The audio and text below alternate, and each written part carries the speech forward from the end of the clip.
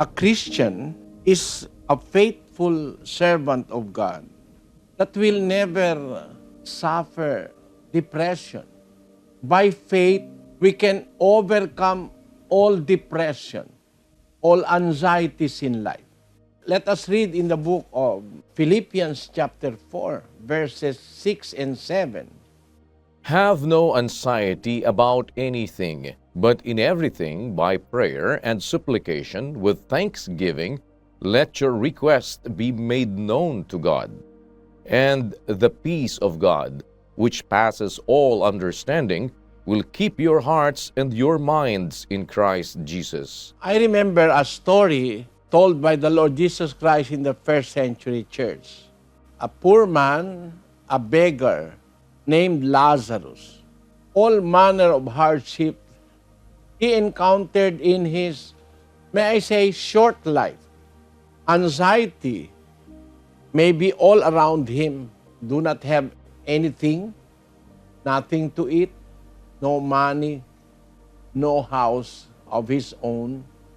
There is no home for him, etc. But reading in 16:20 of the book of Luke, let us read. And there was a certain beggar named Lazarus, which was laid at his gate, full of sores, and desiring to be fed with the crumbs which fell from the rich man's table. Moreover, the dogs came and licked his sores. And it came to pass that the beggar died, and was carried by the angels into Abraham's bosom. The rich man also died, and was buried. If you are rich, you will die. If you are poor, you will die. If you are educated, you will die. If you are illiterate, you will die also. Whatever may be the honor and the prestige added to our person, to our being, it doesn't matter. We will all die. Because the Bible tells us that it is a decree. It is part of the will of God. 9:27 of the book of Hebrews. And as it is appointed unto men once to die, but after this, the judgment. There is no such thing as reincarnation. We will only live once and we will only die after our lives here on earth. But there is another life that is to come. The Bible tells us the good news that there is a world to come, there is eternal life, etc. Maybe Lazarus, knowing this, did not mind all anxieties in life. He is a beggar, full of sores. And when dogs are licking your sores, it must be painful. But there is no recorded complaint of Lazarus. He lived his given life on earth as a beggar. He did not die a millionaire. He was not alleviated of his sores. There is no record. He died with sores. He died a beggar. He died unfortunate if we are going to judge him materially. What we need is faith. Lazarus believed in God. Lazarus had faith. That's why when he died, he was taken by the angels into Abraham's bosom. What does that mean? He will have eternal life. Like the thief in the cross, which suffered with our Lord Jesus Christ. When he said, "Remember me when thou comest into thy kingdom, Lord." Jesus said unto him, "Verily I say unto thee, today shalt thou be with me in paradise." The Lord Jesus Christ promised him the comfort of paradise. Our story does not end here. If you are worried about dying, then depression will come. But if you are preparing to die, then it will not be very hard to accept death because everyone will die. The living knows that they are going to die because it is appointed unto men once to die. There are people who die at a very young age. But there is something we must understand of dying. In the book of Isaiah, chapter 57, verse 1, it says, The righteous perisheth, and no man layeth it to heart, and merciful men are taken away, none considering that the righteous is taken away from the evil to come. if you are a righteous person, God will cause your death. You will be taken away. But there are people who do not understand God's will. God who knows everything, a merciful God and a loving God, may take your life earlier than others because He can see the evil that is to come upon you. That's why, if we are reaching that point in life wherein we are told that we are going to die very soon, let us accept the will of our Lord, our Creator. We were not intended by God to live forever on earth. He promised a paradise, a very beautiful place of peace and tranquility, living eternally with our Creator. That must be our point of view in life, to be saved and to live with God in paradise. Because our story will not end here on earth.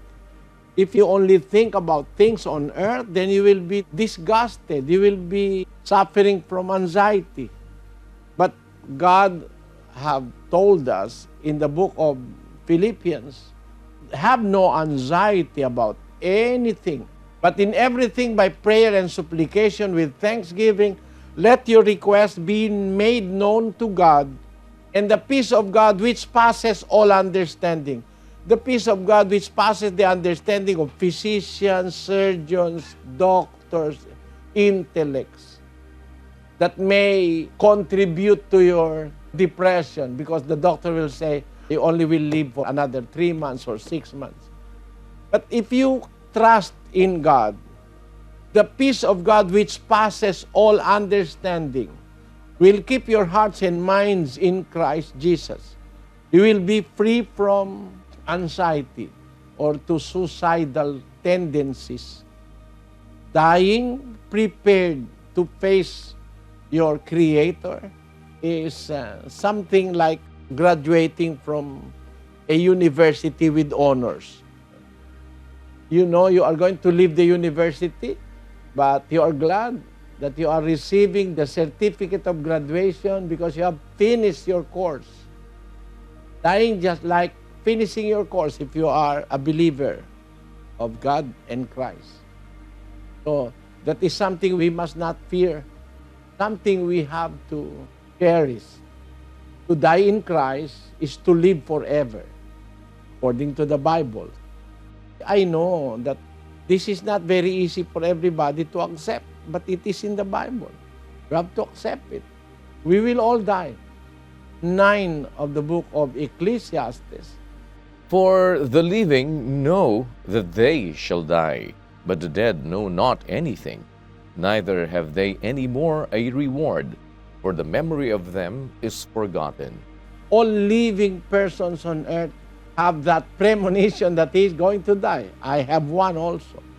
But let us not be governed by fear or by premonition. We will only die when God wills us to die. That is our trust. Because the Lord Jesus Christ guaranteed that in 10:29 of the book of Matthew. Are not 2 sparrows sold for a farthing? And one of them shall not fall on the ground without your Father. Just like a centavo. 2 small birds are sold for a centavo in the American dollar. You can just imagine, small birds will not die without the will of the Father. More so, a human being. More important than all birds that exist. Human beings like us are very important to God. When the Lord Jesus Christ said, what profited a man if he obtained the whole world and lose his own soul? Meaning, the whole world is not enough for you to save your soul. Meaning that your soul is very much important than the whole world, according to the Bible. And are we going to die as human being without the will of the Father? Of course not. Because even sparrows will not fall to the ground without the will of the Father. Even if you are a sharpshooter, you're trying to shoot a sparrow, the sparrow may escape the bullet because it's not yet the will of God. Not one of us shall die without the will, without the consent of the Father. So we must not be preoccupied by death. Let us be preoccupied by what is coming forth after death. And it will give us peace of mind and heart if we die in faith in our Lord Jesus Christ.